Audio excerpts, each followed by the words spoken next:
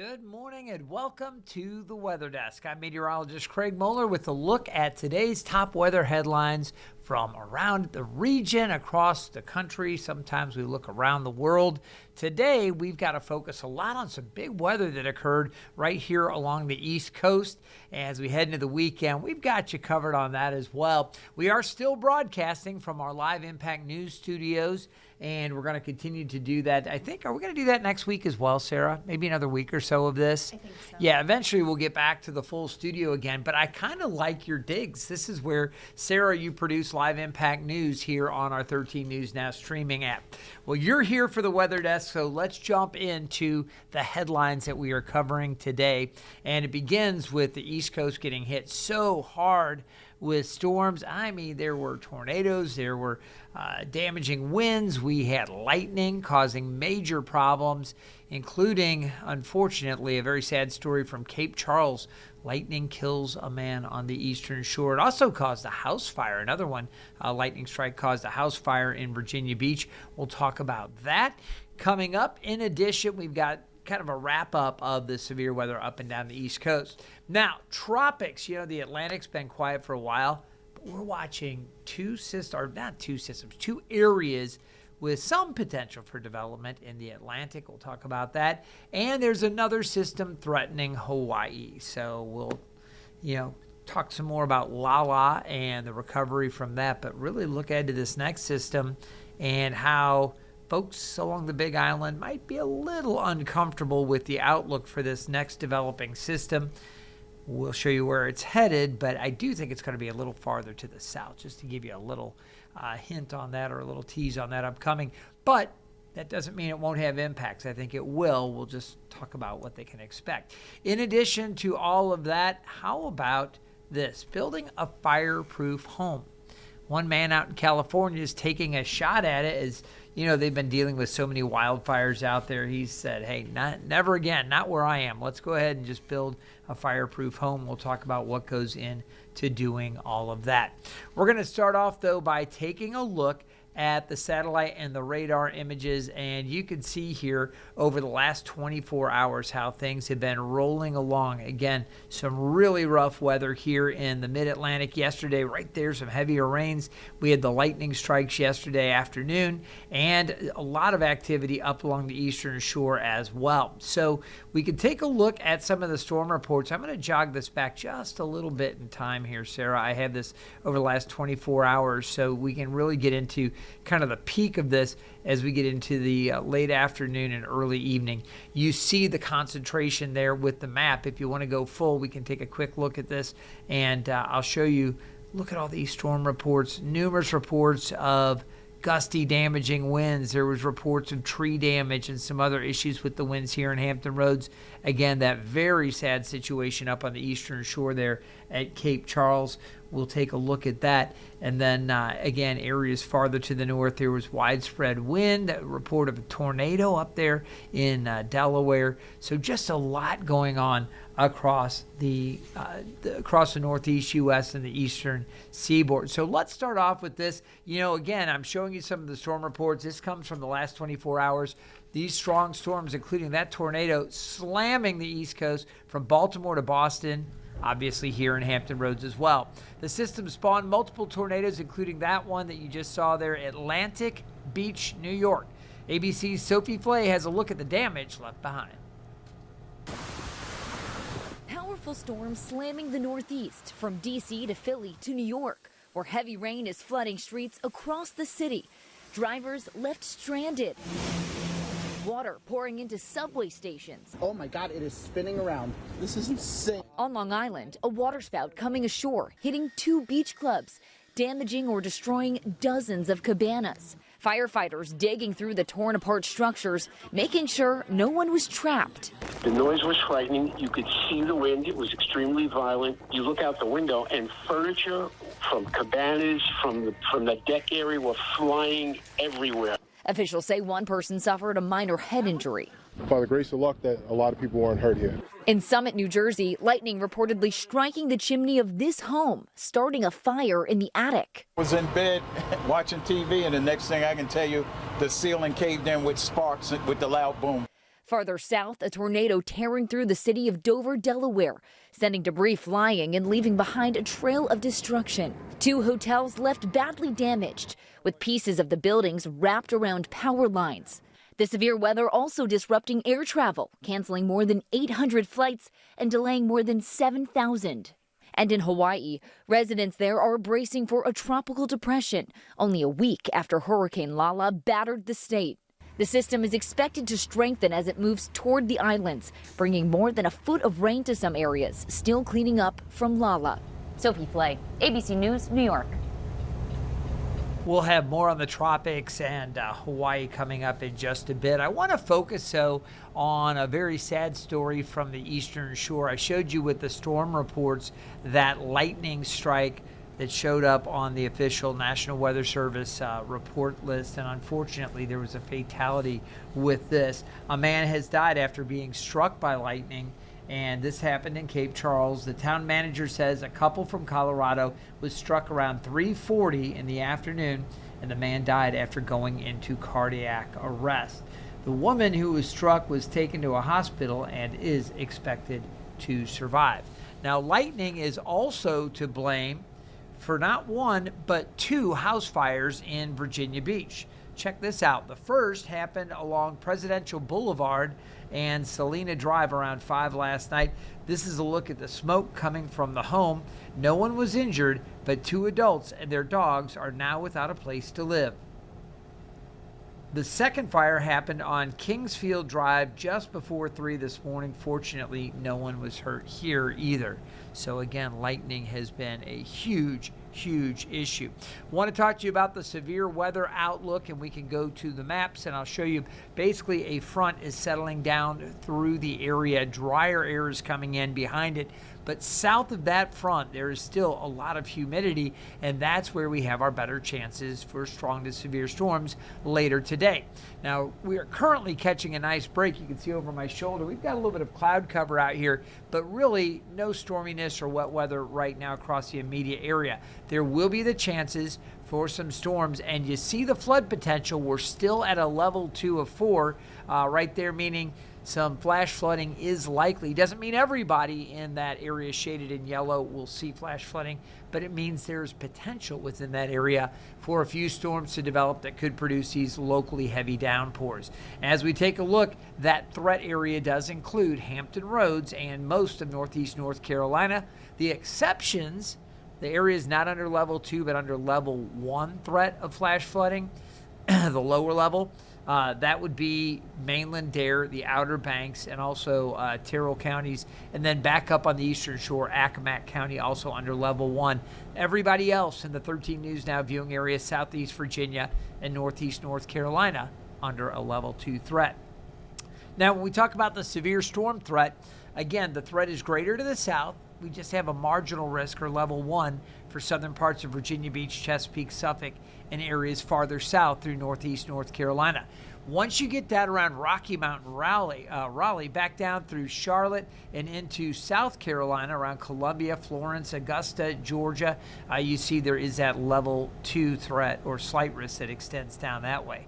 So we're watching this. In addition, there's a couple other areas, northern Illinois through southern Wisconsin and Nebraska, also under the severe weather slight risk. That's level 2. All right, you can see wind is going to be the primary concern. There might be a little bit of hail, better chances for hail across Illinois, Wisconsin, and Nebraska. And then we take a look at northern Illinois, which includes the Chicago area, under a very low but slightly elevated risk of isolated tornadoes that extends up through Milwaukee. For Saturday, you can see the marginal risk out across the Ohio River Valley, Arkansas, northeast Colorado, and eastern Wyoming, as well as Idaho and western Montana. And then into Sunday, a lower risk off to the north. We're going to take a quick break. When we come back, we're going to take a look at the tropics. We'll show you the next system that could threaten Hawaii.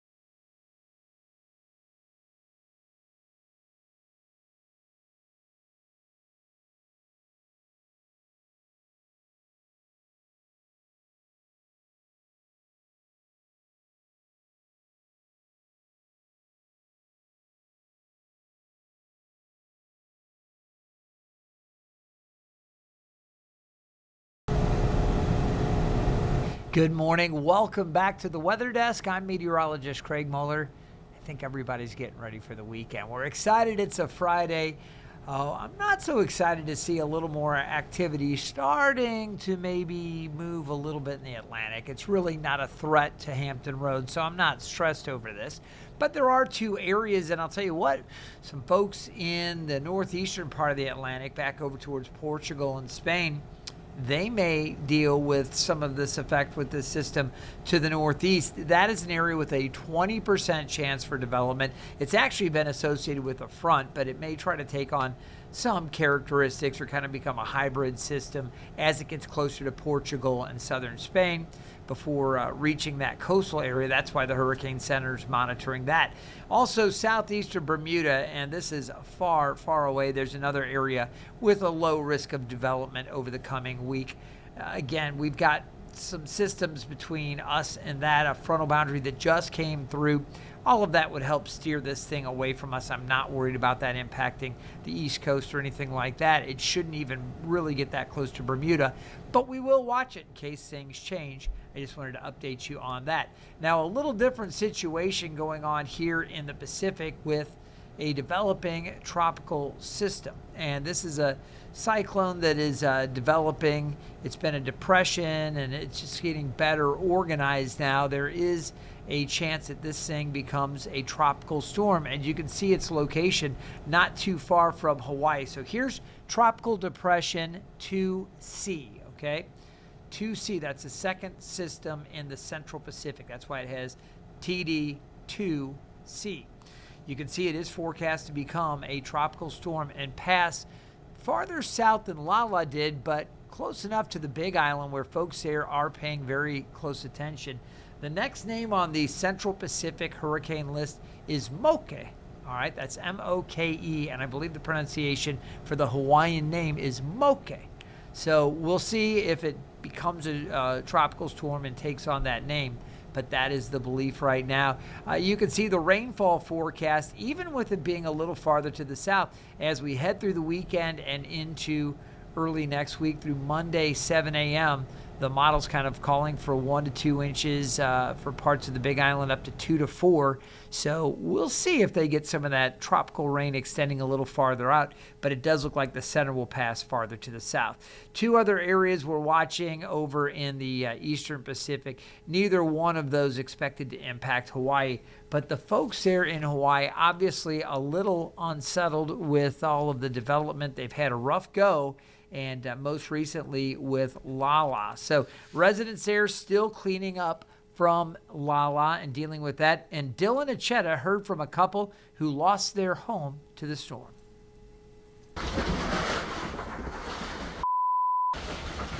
Oh my God. My God.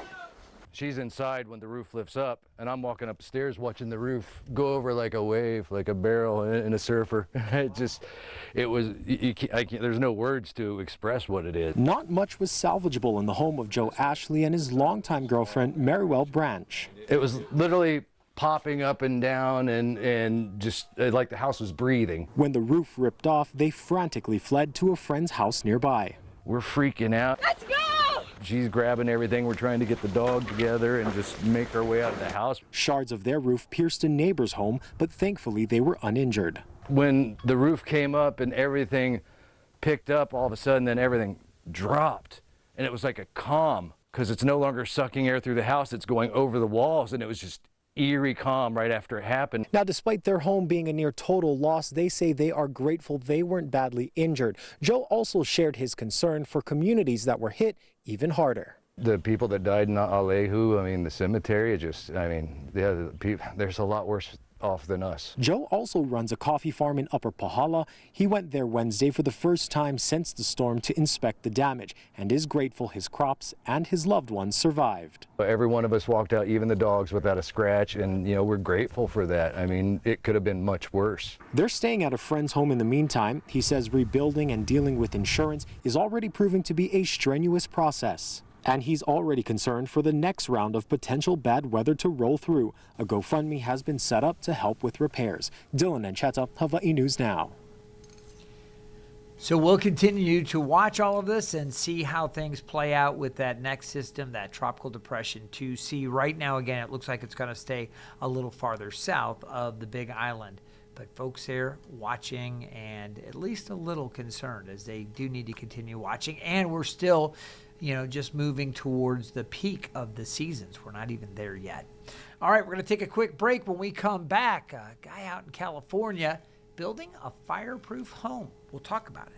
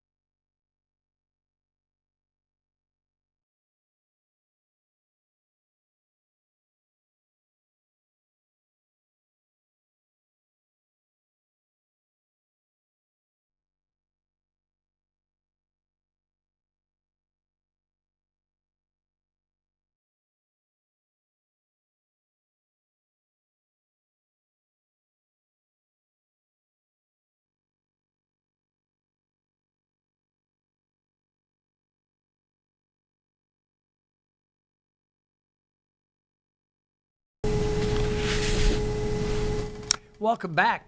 All right, we talked about the wildfire situation a lot over the past months, and there have been issues up and down the West Coast. There's a fire season, and we do see a lot of it. Well, firefighters up and down the West Coast, they're still working to put out dozens of wildfires, and in Southern California, a man is now getting ahead of future wildfires by building a fireproof home. Jane Kim reports from Encinitas. This is what's finished of Richard Koike's home. Everything about this shell, the framing, insulation, and waterproofing is fire resistant. We have 2.5 acres, and it's mostly trees up there, and so fire is a big concern for us. Richard owns this land near the Olivenhain Dam and wanted a home that could withstand a fire. He says the fire risk on his property is very real. Fire resistance was a big draw for us. We've been working on this project for a while, and the more I hear about the wall system, the better it sounded. It's possible, right? It exists. That's Yona Naphtali, the CEO of 4C Construction Systems and a strong advocate for fire-resistant building. We average about 5 to 7 days for a project. You're right now here on our 6th working day on this project. And today is the day we're going to be done.